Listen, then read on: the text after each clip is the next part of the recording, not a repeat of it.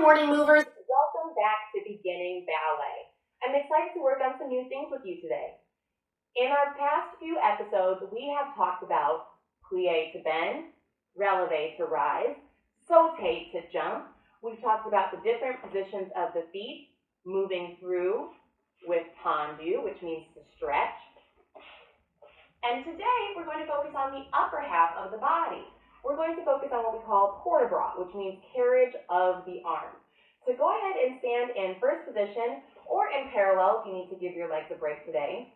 And just penguin flap your arms at your side.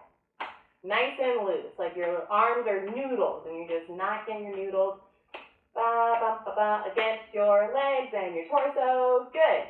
Feeling nice and loose? Now start to slow down. Keep initiating that curve with your elbow. Your hands are relaxed. You're not holding any tension anywhere except maybe your legs so that you can stand up straight and slow down even more. And as you find that delicate curve of the arms as you're going out, maintain that curve as you bring your fingertips in about an inch or two away from your thigh. This is first position of the arms. Now, I'm going to talk about the positions of the arms as defined by the Cecchetti method. There are many different methods of ballet. You may have a different teacher that calls some of these positions something else, but for today, let's focus on these names. First position. Bring your arms, scoop your fingers in slightly together, not touching, open. This is second position. Your elbows are nice and lifted. And I've always had a teacher say, imagine there's a race car on the top of your shoulder. That race car would have one smooth slope going down and whoop, off your index finger onto the ground.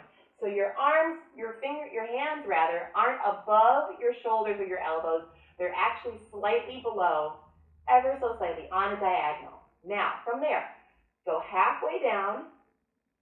This is demi-second. So we're not curling in this way, we're maintaining that nice wide shape that we found before, but we're just bringing it halfway towards that first position that we just found, yes?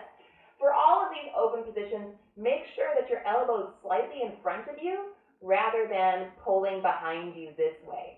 That includes in first position, we want to make sure that our elbows aren't flapping backwards this way.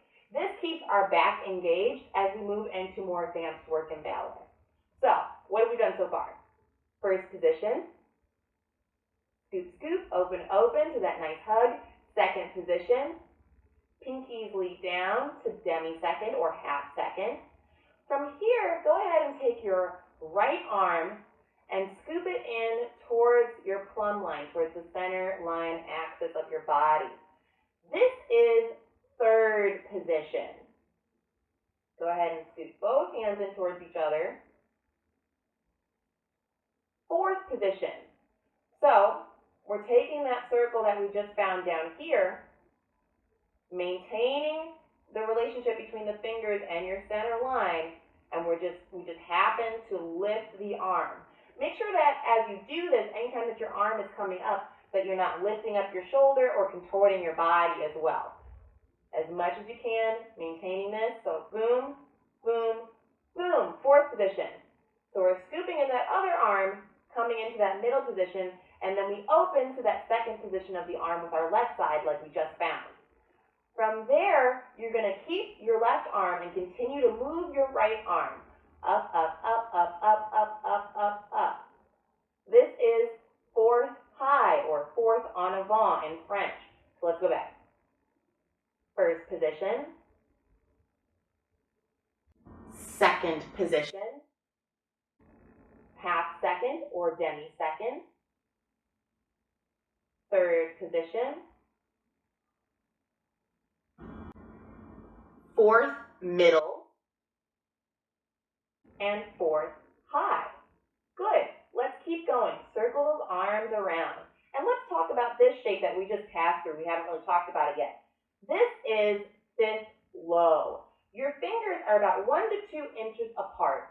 So not too wide and not touching. And your hands are about maybe 2 inches away from your thigh. So you're not squishing your body this way, but but you're not too far apart either. I like to imagine that I have on a flat pancake tutu, or a drooping pancake tutu, I should say, that's slightly down on an angle. So I'm not squishing my tutu, but I'm also not touching it either, yes? Pretty close, more or less. This is fifth low. You're going to maintain this circular shape and the distance between your fingers as you lift your arms to fifth middle. Fifth middle stops at the opening of your ribs, roughly. So if you go ahead and find your sternum, and then where your ribs start to open, I like to do as many fingers as can touch as possible, and then from there, I just extend out this way, extend my forearm, and that's where fifth middle is. From here, we're going to maintain the shape, maintain the relationship between your fingers, and go all the way up to fifth on O, trying to make it as even as possible. Yes, sometimes we have one side that's stronger than the other. We feel better on one side than the other. So we want to make sure, as much as we can, that we're as even as possible.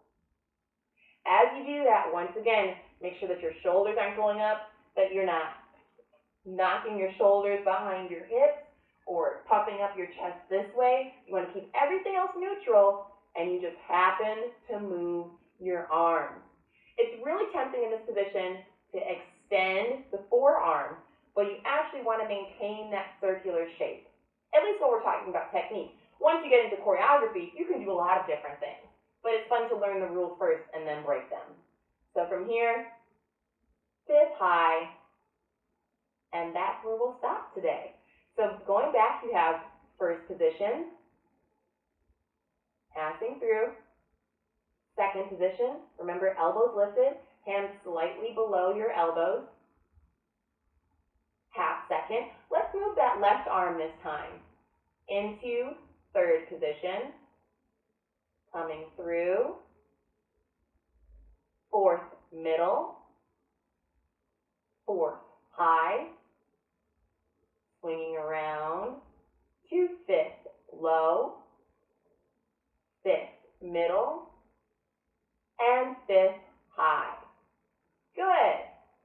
As we mentioned, I believe it was in week 1, ballet uses French vocabulary. So if you wanted just a little extra challenge, let's say these names in French. This is première, seconde, demi-seconde, troisième, quatrième en avant, quatrième en haut,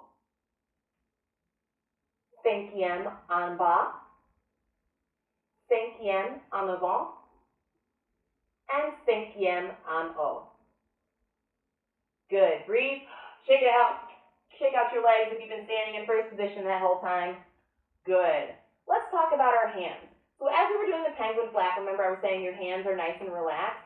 It's really easy once we start doing more advanced work to allow our fingers to get really stretched out and energetic this way, or curled this way, or doing some other weird things. So go ahead and shake out your hands. Just shake them out. Shake, shake, shake, shake, shake, shake, shake, shake, shake, and relax. Stop. And shake them out again. Shake, shake, shake, shake, shake, shake, shake, shake, shake, and relax. And one more time, just for good measure. Shake, shake, shake, shake, shake, shake, shake, shake, shake, and stop. Good. Let's go ahead and find that fifth low position. Your thumb is going to tuck towards the center of your hand, yes? So we're not going to have our thumb out this way. You're going to bring it in a little closer to your hand that way. I like to leave a little bit of space in between my fingers so my fingers aren't squished together like this, but they're also not splayed out this way. You find a happy medium, yes. From there. You don't want to break the wrist as much as you can. You want to maintain that nice long diagonal line that we talked about when your arms were in seconde or second, yeah? Maintaining that relationship between the wrist and the hand as you change positions with your arms. Now that we've talked about the different positions of the arms, let's talk about first port de bras as defined in Chetty. You're going to start with your arms fifth low. From here, you're going to bring your arms up through fifth middle. You're going to open the arms to second position. Remember, Stop slightly in front of you so you're not splaying out this way. Stop slightly in front of you, and then your pinkies are going to lead down. One more time. Up and open, and pinkies lead down. Once again. Up and open, and pinkies lead down. If you want a little extra challenge for the week to work on for yourself, go ahead and stand in fifth position with either your right foot or your left foot in front. I'll go ahead and mirror you and let's put our right foot in front. And you're going to stand slightly on a diagonal. So not facing right in front of you, but ever so slightly angling your body so that your, that's going to be your left hip is slightly further away from the camera than your right hip. As you do your port de bras, you come, so we just have the basics up and open, and pinkies lead down. For your challenge, you're going to think breath up, open, and down, down, down, down. Now, with your head, you're going to incline your head away from the audience or away from the camera or your mirror or your wall or wherever you're facing. You incline your head away. As you open your arms, you incline your head to the other side as you open, and then your pinkies lead down. Yes? So from here, your head's going one way and then the other way. Once again, away and toward and down, down, down, down. You can think about it shoulder-wise too. Towards your right, your left shoulder, towards your right shoulder, and down, down, down, down. Left shoulder and right shoulder, and down, down, down, down. Great work today. I will see you on Wednesday for another episode of Beginning Modern Dance. Until then, stay safe and stay creative. Bye.